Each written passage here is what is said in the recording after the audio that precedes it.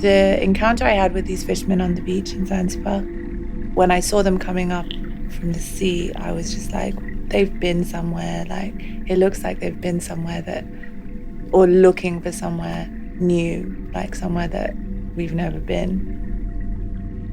They were lumbered with all of their makeshift weapons and their protection from the elements and their catch, and they were exhausted, and it just so many things about them thinking about Zanzibar's history as a former slave port and how slavery was abolished eventually, but there was no proper explanation of what freedom meant. They just kind of said, oh, we won't tell anyone because we don't want everyone to kind of rise up, so we'll just kind of do it. And a lot of people went for ages without knowing that they were free.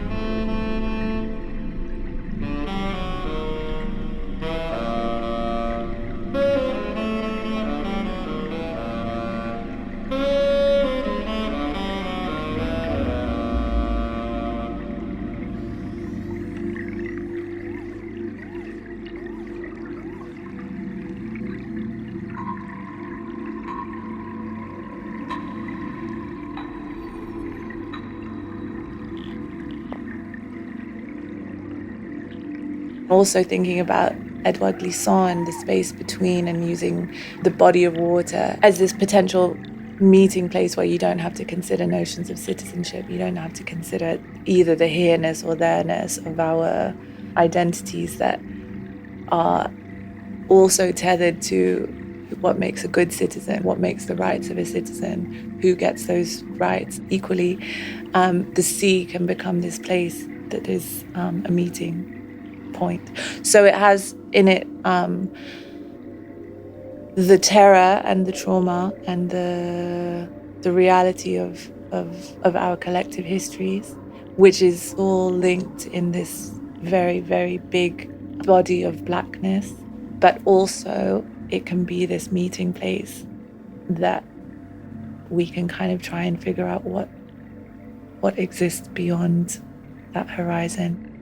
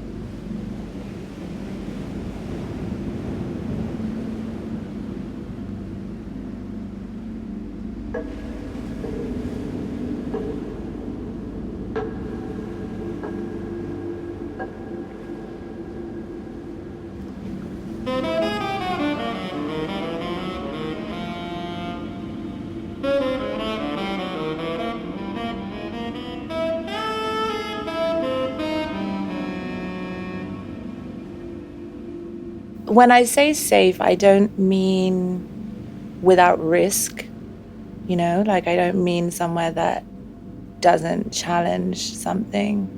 What I mean when I say safe, I think, is more thinking about what Christina Sharp talks about in the Wake, about how do we tell our stories but without doing any more harm? How do we speak truthfully? How do we speak about the reality of our existence without doing that commodifiable thing when we, you know, the art world is itself a capitalist machine, like, and institutions are colonial by design. So when I talk about safety, how do we create worlds within this that attempt to be beyond it?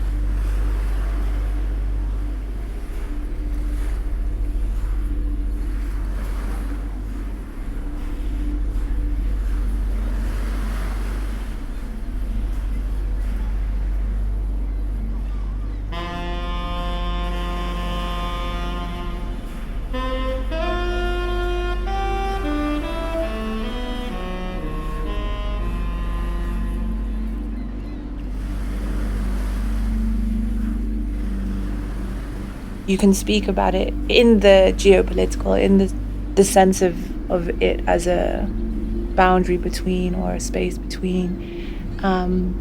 You can speak about it historically as, you know, the site of historic trauma. You can speak about it as this place where you can imagine the future. But it also, despite all of that, is also just this really bodily, healing, remedial, like, holding place that caresses your entire body, but also it is relentless. It doesn't care about your individual story.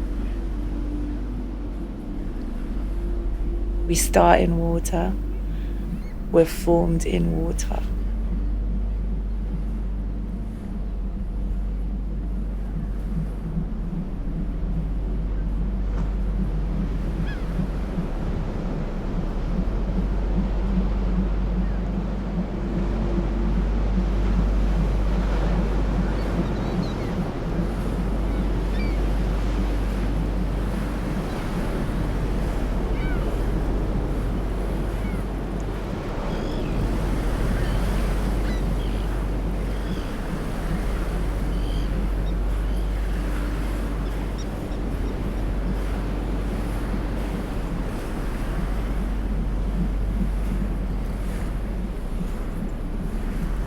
That was the voice of Phoebe Boswell, sharing her insights and reflections based on her practice and project, The Black Horizon.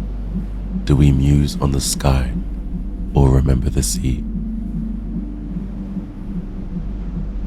You can find more of Phoebe's work on her Instagram at phoebe.boswell and her website phoebeboswell.com. gmail.com. This episode also featured a performance by jazz tenor saxophonist J.D. Allen, who collaborated on the Black Project Horizon. His work is also available on all music platforms by searching his name, J.D. Allen. You are listening to Interludes, a series made in collaboration between Shade Podcast and Axel Kacoutié. It was conceptualized and produced by Lou Mensa and created by Axel Kacoutié. This series is supported by Hauser & Wirth and Freeze membership. We'll be back next week.